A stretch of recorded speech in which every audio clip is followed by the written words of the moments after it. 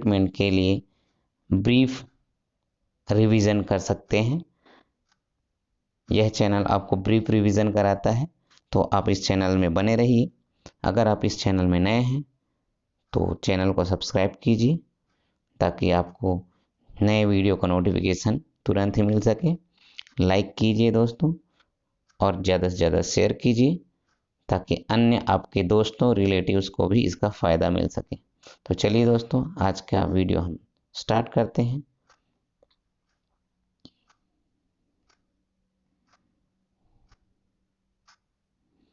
आज का हमारा चैप्टर है लाइंस एंड एंगल्स। लाइंस क्या होते हैं दोस्तों, हमने देखा हुआ है पिछले लेसन में। कलेक्शन ऑफ पॉइंट्स को हम लाइन कहते हैं, और ये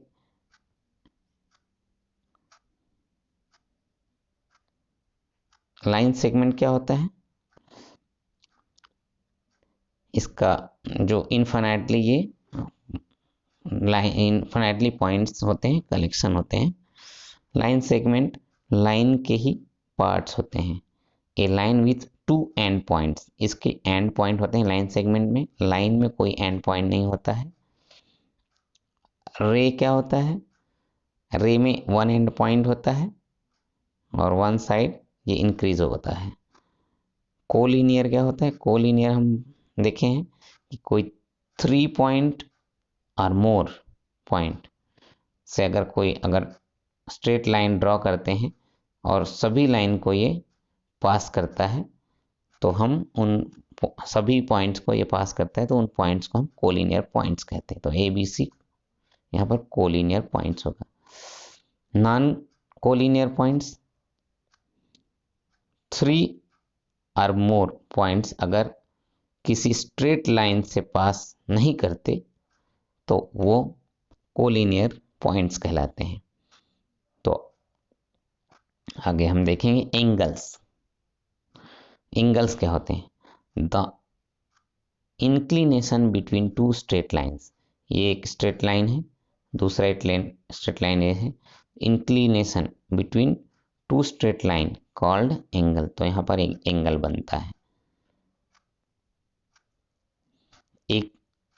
एक रे का दूसरे रे का कितना झुकाव होता है, ये एंगल हमको बताता है। एंगल में वर्टेक्स होता है, एंड पॉइंट, और 2 आर्म्स होते हैं। टाइप्स ऑफ एंगल्स हम देखेंगे।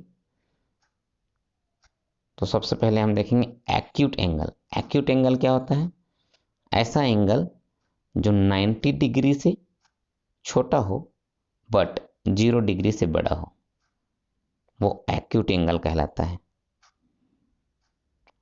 और राइट एंगल क्या कहलाता है, जो 90 डिग्री के इक्वल हो, जहां पर एंगल का मेजरमेंट 90 डिग्री हमको मिले, तो ऐसे एंगल को हम राइट एंगल कहते हैं। राइट एंगल को हम इस तरीके से डिनोट करते हैं।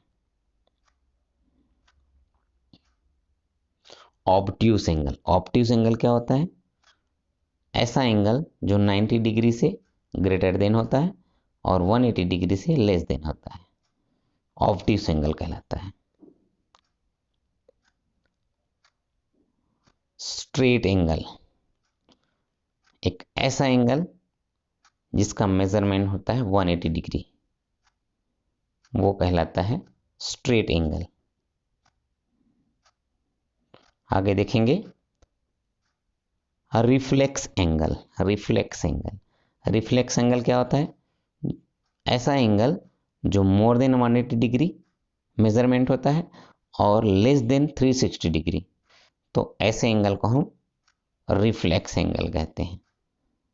जो 180 डिग्री से, यहाँ से हम देखेंगे ये 180 डिग्री है, इससे ज़्यादा हुआ तो 180 डिग्री से ज़्यादा हो गया, 360 डिग्री से लेस देन होता है, 180 डिग्री से ज़्यादा होता है, ग्रेटर देन होता है, तो ऐसे एंगल को हम रिफ्लेक्स एंगल कहते हैं। कंप्लीट एंगल, एक ऐसा एंगल जिसका मेजरमेंट 360 डिग्री होता है, कंप्लीट एंगल कहलाता है। इसको हम ऐसे भी माप सकते हैं। यहाँ एक डॉटेड लाइन खींच के 180 डिग्री और इस साइड भी 180 डिग्री, दोनों को प्लस करेंगे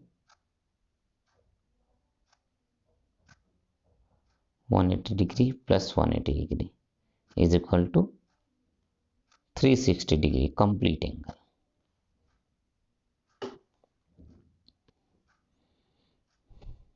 अब यहां पर कंप्लीमेंट्री एंगल्स। कंप्लीमेंट्री एंगल्स क्या होते हैं? टू एंगल्स को हम कंप्लीमेंट्री एंगल कहेंगे जब उन दोनों के जो सम है वो 90 डिग्री हो। जैसे कि angle A plus angle B is equal to 90 degree. So A is complementary angle of angle B, या angle B is complementary angle of angle A, ऐसा बोल सकते हैं। एग्जाम्पल में अगर 60 डिग्री कोई एंगल है तो उसका कंप्लीमेंट्री एंगल होगा 30 degree, because 60 degree plus 30 degree is equal to 90 degree. तो दोनों का सम 90 डिग्री होना चाहिए, तो कंप्लीमेंट्री एंगल हम एक दूसरे को बोल सकते हैं। उसके बाद आता है सप्लीमेंट्री एंगल। सप्लीमेंट्री एंगल किसको बोलेंगे? कोई भी दो एंगल को हम सप्लीमेंट्री एंगल बोलेंगे जब उन दोनों का सम जो है 180 डिग्री हो। यहां पर एग्जांपल के तौर पर angle P plus angle Q is equal to 180 degree. So P is the supplementary angle of angle Q और angle Q is supplementary angle of angle P, ऐसा बोल सकते हैं। 110 अगर किसी एंगल का मेजरमेंट है तो उसका सप्लीमेंट्री एंगल होगा 70 डिग्री।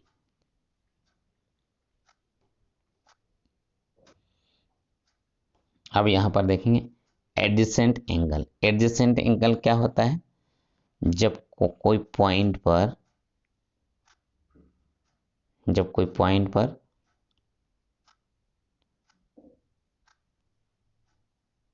कोई वर्टेक्स है कहा जाए, उससे कोई लाइंस अगर एंड पॉइंट एक ही एंड पॉइंट है तो उस एंड पॉइंट पर बनने वाले जो एंगल्स हैं वो सारे एंगल एडजेसेंट एंगल कहलाते हैं। जैसे एंगल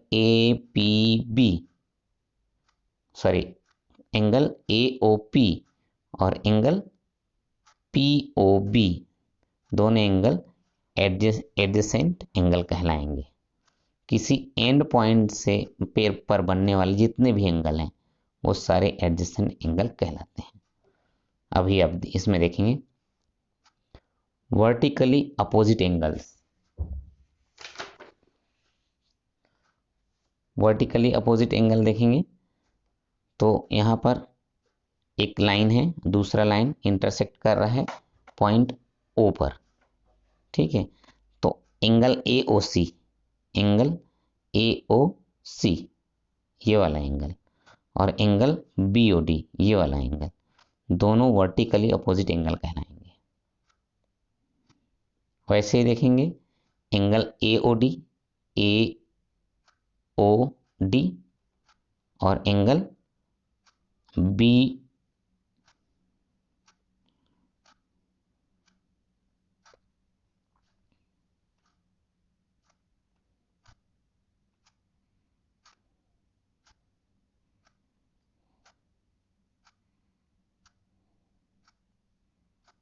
यहीं पर हम देखेंगे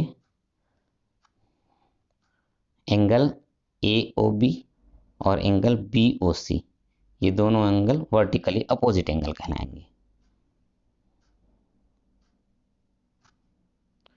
अब यहां पर देखेंगे linear pair of angles. Linear pair of angle किसको बोलेंगे? जब कोई स्ट्रेट लाइन पर एक दूसरा लाइन टच करता है तो उस पॉइंट पर जो एंगल, दोनों एंगल जो बनते हैं वो दोनों angle linear pair of angle कहलाते हैं, और दोनों एंगल के जो सम है वो 180 डिग्री होना चाहिए। सम ऑफ टू एडजेसेंट एंगल बोल सकते हैं इसको। यहां O पॉइंट पर ये एंगल और ये एंगल दोनों एडजेसेंट एंगल है, दोनों का सम 180 डिग्री होगा, तो ये लीनियर पेयर एंगल कहलाएंगे। अब थ्योरम्स देखेंगे हम। If two lines intersect each other, अगर दो लाइन एक दूसरे को इंटरसेक्ट करता है, then vertically opposite angles are equal. Vertically opposite angle, ये AOD angle AOD angle COB या angle AOC is equal to angle BOD, ये आपस में इक्वल होंगे। सेकंड थ्योरम में, if a transversal intersects two parallel lines then each pair of alternate interior angle is equal. अगर दो parallel line है, उसको कोई ट्रांसवर्सल इंटरसेक्ट है जो दोनों को इंटरसेक्ट करता है, दोनों पैरेलल लाइन को इंटरसेक्ट करता है, तो alternate interior angles is equal. Alternate interior, ये एंगल और ये एंगल इक्वल होंगे, ठीक है। एंगल BQR और एंगल CRQ ये बराबर होंगे, ये एंगल और ये एंगल। और वैसे ही हम इस एंगल और इस एंगल को भी बोल सकते हैं। If transversal intersects two lines such that a pair of alternate interior angle is equal.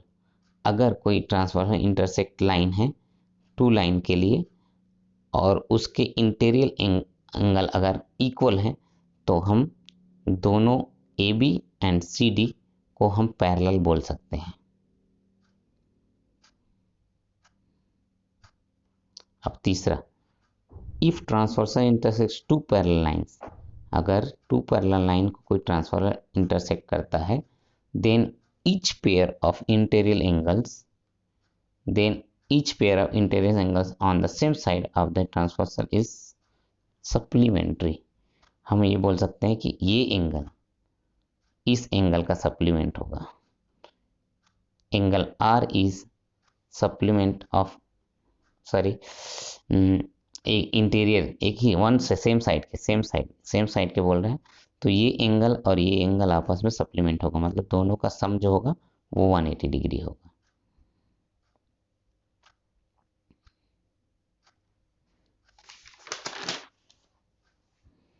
उसके बाद हम देखेंगे, if a transversal intersects two line such that a pair of interior angles on the same side of the transversal is supplementary then the two lines are parallel. इसी का opposite, इससे पहले हमने देखा था कि अगर कोई ट्रांसवर्सल इंटरसेक्ट करता है टू पैरेलल लाइन को, तो इंटीरियर एंगल सप्लीमेंट्री होते हैं।